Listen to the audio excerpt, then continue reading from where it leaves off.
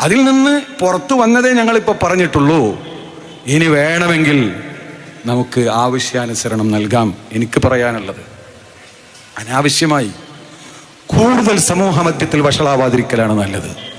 ഞങ്ങൾ ജനങ്ങൾക്ക് മനസ്സിലാകാൻ കഴിയുന്ന വിധത്തിൽ, മനസ്സിലാക്കാൻ പറ്റുന്ന വിഷയങ്ങൾ കൃത്യമായി ഞങ്ങൾ പറഞ്ഞിട്ടുണ്ട്. ഇനി നമ്മുടെ മേൽ ബലാഗ് എത്തിച്ചു തരലാണ് നമ്മുടെ ബാധ്യത. സ്വീകരിക്കലും വിലയിരുത്തലും വിശകലനം ചെയ്യലൊക്കെ നിങ്ങളുടെ കടമ.